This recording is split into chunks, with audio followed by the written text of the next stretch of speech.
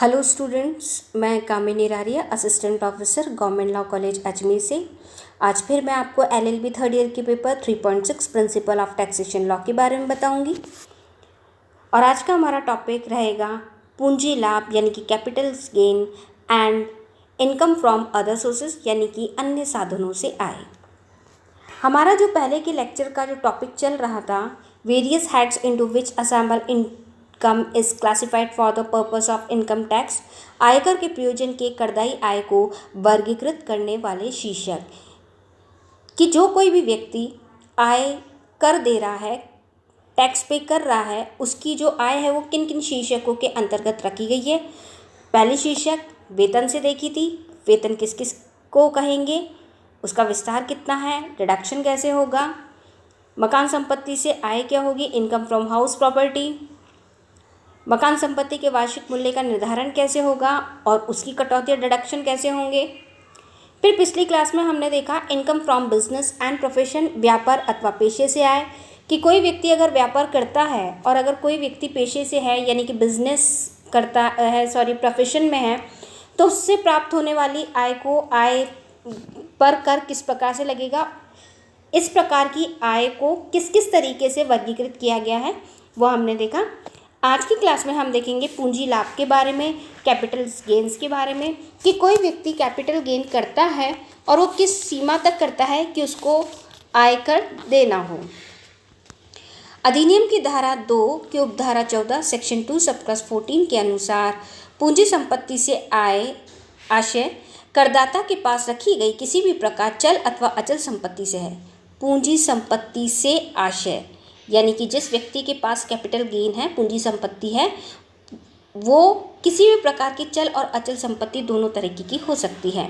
चाहे यह संपत्ति करदाता के व्यापार अथवा पेशे में काम आ रही है अथवा निजी प्रयोग में आ रही है, वो कैसे भी आ रही हो भले।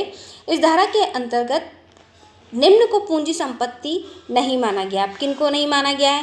पहली चीज़, व्यापारिक स्टॉक को नहीं माना गया है, क्योंकि व्यापार अथवा पेशे से संबंधित कच्चा माल, अर्धनिर्मित माल एवं निर्मित माल तथा उपभोग सामग्री ये पूंजी संपत्ति नहीं है, क्योंकि ये तो स्टॉक है। जैसे कि हमने पिछली क्लास में देखा था, व्यापारिक तरीके से जो लाभ प्राप्त होता है तो वो व्यापार में गिना जाता है, पूंजी लाभ में नहीं गिना जाता। कच्चा माल लिया है जिससे कि पक्का माल बनाया जा रहा है तो वो पूंजी लाभ में नहीं आता। अर्धनिर्मित माल एवं निर्मित माल और उपभोग सामग्री यानी कि कच्चे माल से पक्का माल भी बना दिया तो पक्का माल भी व्यापारिक स्टॉक में नहीं आता, तो ये पूंजी लाभ नहीं है, पूंजी संपत्ति नहीं है। दूसरी हम देख रहे हैं निजी प्रयोग की चल संपत्ति, निजी यानी कि पर्सनल, जिनमें करदाता के निजी प्रयोग के वस्त्र, furniture, car, scooter, TV, cooler आदि शामिल हैं, परंतु इनमें निम्न शामिल नहीं है। अब क्या क्या शामिल नहीं है? सोना, चांदी, प्लेटिनम, चाहे वो ठोस में हो चाहे वो आभूषण के रूप में हो। फिर मूल्यवान व अर्धमूल्यवान पत्थर, चाहे वस्त्र में लगे हों अथवा फर्नीचर में लगे हों या अन्य रूप में हो, तो इनको भी कैपिटल गेन नहीं माना गया है, क्योंकि सोना चांदी ठोस रूप में हो चाहे आपने आभूषण बनवा रखा हो, यानी कि किसी व्यक्ति के पास सोने की बिस्किट हो या सोने के मुद्रा हो या आभूषण के रूप में उसके पास बहुत सारा सोना हो, तो वो कैपिटल गेन नहीं है। मूल्यवान अर्धमूल्यवान पत्थर, पत्थर से मतलब है जिसे कहते हैं हीरे या नगीने, चाहे वो फर्नीचर में जड़े हुए हों, आपके वस्त्रों में जड़े हुए हों या किसी अन्य रूप में, ये ऐसे भी रखे हुए हों, आपके पास चाहे कितने ही चीज़ें हैं, वो कैपिटल गेन नहीं है। निजी उपयोग में आने वाली चीज़ें जैसे वस्त्र, बहुत महंगे महंगे अच्छे अच्छे वस्त्र हैं, तो वो भी कैपिटल गेन नहीं है। फर्नीचर, कार, स्कूटर, टीवी, ये कोई कैपिटल गेन नहीं है। फिर ये और क्या पूंजी संपत्ति नहीं है? ग्रामीण क्षेत्रों में कृषि भूमि, ये भी कैपिटल गेन नहीं है। ग्रामीण क्षेत्र की कृषि भूमि से आशय ऐसी कृषि भूमि से होती है जो किसी भी ऐसी नगर पालिका से 8 किलोमीटर से अधिक दूरी पर स्थित हो, जिसकी जनसंख्या गत वर्ष के पूर्व की जनगणना के अनुसार 10,000 या इससे अधिक हो, तो इसको भी पूंजी लाभ नहीं माना गया, इसको पूंजी लाभ में नहीं माना गया। केंद्रीय सरकार द्वारा निर्मित विशेष धारक बॉन्ड्स, अगर कोई बॉन्ड है वो भी कैपिटल गेन नहीं है। केंद्र सरकार द्वारा अधिसूचित स्वर्ण जमा जो 1994 के अंतर्गत जारी किए गए हों, वो यानी कि स्वर्ण जमा भी कैपिटल गेन नहीं है। इन सभी संपत्तियों को छोड़कर अन्य समस्त संपत्तियाँ, चाहे वे चल हो, अचल हो, दृश्य हो, अदृश्य हो, पूंजी संपत्ति माना जाता है। चलो अचल हो चाहे अचल हो, मतलब निम्न संपत्तियां पूंजी संपत्ति मानी जाएगी। अब पहले तो मैंने ये बताया कि जिनको पूंजी संपत्ति नहीं माना है, कौन से, व्यापारिक स्टॉक को, निजी प्रयोग की चल संपत्ति को, ग्रामीण क्षेत्रों में भूमि को।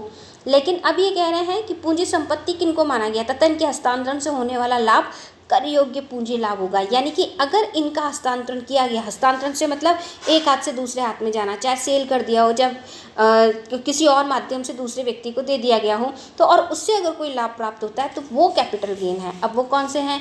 शहरी क्षेत्र में स्थित कृषि भूमि, वो आपको कैपिटल गेन करा रही है, क्योंकि वो शहरी क्षेत्र में काम से ले रखी है और उससे होने वाला लाभ कैपिटल गेन है।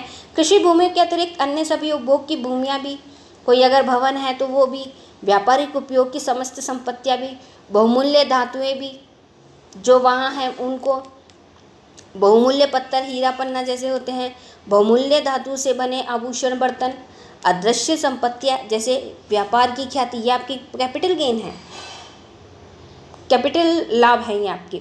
अंश क्रय करने का अधिकार, कि आप शेयर होल्डर बन सकते हो, शेयर्स आप खरीद सकते हो। खानों के संबंध में अधिकार, यानी कि लीज होल्डर हो, आपने अपने आपके कोई पर्सनल कोई खान थी, आपने लीज पर दे रखी है और लीज से आ रहा है पैसा, वो कैपिटल गेन है। साझेदारी संस्था में एक साझेदार का हिस्सा, और पार्टनरशिप में अगर आप किसी कोई कंपनी जिसमें आप पार्टनर हो और उसका हिस्सा आपको मिलता है तो वो भी कैपिटल गेन है। वस्तुओं के निर्माण करने का लाइसेंस, अगर आप कोई काम करते हो और कोई सामग्री आप बनाते हो, उसका लाइसेंस आपके पास है। मार्गों की परमिट आपके पास है, किराएदारी के अधिकार आपके पास है, प्रबंध का अधिकार आपके पास है, ट्रेडमार्क है या ब्रांड नेम अगर आपके पास है, ये सभी कैपिटल गेन्स माने जाएंगे। लेकिन व्यापार की ख्याति को पूंजी संपत्ति माना गया है, किंतु पेशे को संपत्ति नहीं माना गया है। जो आपका प्रोफेशन है वो प्रॉपर्टी नहीं है। फिर यदि करदाता उक्त वस्तुओं का व्यापार करता है तो इसे पूंजी संपत्ति नहीं माना जाता, इसे व्यापारिक स्टॉक माना जाता है। देखिए, उक्त वस्तुओं का व्यापार करता है, अगर इनका व्यापार वो कर रहा है तो वो व्यापारिक स्टॉक है, फिर वो कैपिटल गेन नहीं है। कैपिटल गेन तो तब है जब ये सारी चीज़ें करके वो कैपिटल गेन करता है, पूंजी का लाभ कमाता है, खुद से नहीं करता, तो इसे कहेंगे पूंजी लाभ, कैपिटल गेन। और कैपिटल गेन से होने वाली आय को अधिनियम के अंतर्गत आय पर कर माना गया है और ऐसे व्यक्ति को करदाता बनके कर का भुगतान करना होगा। आगे आखिरी इसका शीर्षक हम पढ़ रहे हैं, अन्य साधनों से आय। अन्य साधन का मतलब ये है कि जो व्यक्ति वेतन नहीं पा रहा है, मकान संपत्ति से आय नहीं पा रहा है, जो पूंजी लाभ नहीं पा रहा है और किसी तरह का कोई व्यापार या पेशा भी नहीं कर रहा है, तो फिर अन्य साधनों से उसके पास कहाँ से आय आ रही है, और वो आय ऐसी है जो कि कर योग्य है। तो इनकम फ्रॉम अदर सोर्सेज में आय के विभिन्न शीर्षकों में ये अंतिम और पांचवा है। ऐसी सभी आय जो आय के प्रथम 4 शीर्षकों में से किसी भी शीर्षक में कर योग्य नहीं है। अन्य 4 कौन कौन सी? अन्य 4 वही वेतन, मकान संपत्ति से आय, व्यापार या प्रोफेशन से, पेशे से आय या पूंजी लाभ से आय। इन चारों में नहीं है तो पांचवा है अन्य साधनों से आय। ऐसी सभी आय जो आय के प्रथम 4 शीर्षकों में नहीं है, वो ऐसे किसी भी शीर्षक में कर योग्य नहीं है और नहीं पूर्णतः कर मुक्त घोषित की गई है, तो उन्हें अन्य साधनों से आय शीर्षक में सम्मिलित किया गया है। ये सेक्शन 56 सब क्लॉज 1 में बता रखा है। आयकर अधिनियम की धारा सेक्शन 56 सब क्लॉज 2 के अनुसार निम्न आय को विशेष रूप से अन्य साधनों से आय शीर्षक के अंतर्गत कर योग्य माना गया है। अब इनके अलावा और कौन सा बचा और क्या है?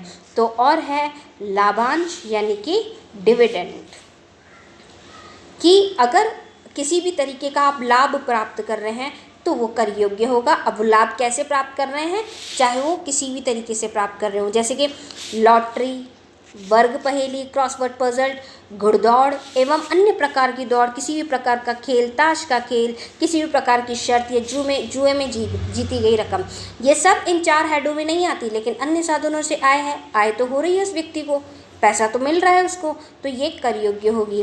करदाता द्वारा अपने कर्मचारियों से प्रोविडेंट फंड, कर्मचारी राज्य बीमा अधिनियम के तहत स्थापित फंड या कर्मचारियों के कल्याण हेतु अन्य किसी फंड के लिए अंशदान के रूप में प्राप्त राशि, यदि ऐसी आय पर व्यापार अथवा पेशे की आय शीर्षक में कर योग्य नहीं है तो वो सब अन्य साधनों से आय मानी जाएगी। प्रतिभूतियों से ब्याज के रूप में आय, यदि ऐसी आय व्यापार अथवा पेशे की आय शीर्षक में कर योग्य नहीं है। फिर करदाता को अपनी मशीन, प्लांट व फर्नीचर का किराए पर उठाने से होने वाली आय, बशर्ते कि वह आय व्यापार अथवा पेशे के लाभ शीर्षक के अंतर्गत कर योग्य नहीं हो तो अन्य साधनों से है। फिर यदि कोई करदाता अपने मशीन, प्लांट या फर्नीचर के साथ अपनी इमारत भी किराए पर देता है तथा उक्त मशीन, प्लांट व फर्नीचर को किराए पर उठाने के लिए इमारत को भी किराए पर उठाना आवश्यक है, तो ऐसे किराए से प्राप्त आय, बशर्ते कि वह आय व्यापार अथवा पेशे के लाभ शीर्षक के अंतर्गत कर योग्य नहीं है। यानी कि व्यापार अथवा पेशे के लाभ, बिजनेस एंड प्रोफेशन से जो गेन है, अगर वो वहाँ नहीं है तो यहाँ पर वो कर योग्य होगी। फिर प्रमुख व्यक्तियों की बीमा पॉलिसी के संबंध में बोनस सहित प्राप्त हुई राशि, यदि ऐसी राशि वेतन अथवा व्यापार या पेशे के शीर्षक में कर योग्य नहीं हो तब, तो ये वो हेड्स हैं, उपयुक्त वो शीर्षक हैं लेकिन जो कि अन्य स्रोतों से आय शीर्षक के अंतर्गत कर योग्य मानी गई है। उपयुक्त के अतिरिक्त, इनके अतिरिक्त और कौन कौन सी कर योग्य? रॉयल्टी की आय, परीक्षक के रूप में कार्य करने हेतु प्राप्त प्रशिक्षण शुल्क, ये भी कर योग्य है। बार काउंसिल द्वारा नामांकन हेतु प्राप्त शुल्क कर योग्य है। प्रतिभूति पर ब्याज को छोड़कर अन्य कोई ब्याज, हाट बाजार तथा मछली क्षेत्रों से प्राप्त आय, खनिज अधिकारों से प्राप्त आय, पट्टे पर रखे हुए कारखानों से प्राप्त आय, अमान्य प्राप्त भविष्य निधि में कर्मचारी के अंशदान पर दिया गया ब्याज, किसी गैर पेशे पर लेखक को पत्रिकाओं से लेख या कहानियों से प्रतिफल के रूप में मिली रकम, किसी कर्मचारी द्वारा अपने नियोजक के अतिरिक्त किसी अन्य व्यक्ति से प्राप्त आय, ये सभी आय अन्य साधनों से आय मानी जाएगी और ये कर योग्य होगी। फिर ये यहाँ पे ये भी कहता है कि जहाँ करदाता कुछ विशिष्ट मशीनों की कमी के कारण विनिर्माण व्यवसाय नहीं कर सकता है और इस कारण कारखाने के किसी भाग को किराए पर उठा देता है, तो इस प्रकार से प्राप्त आय को धारा 56 के अंतर्गत अन्य साधनों से आय शीर्षक में कर योग्य होगी, क्योंकि वो वहाँ नहीं दिखा पा रहा है।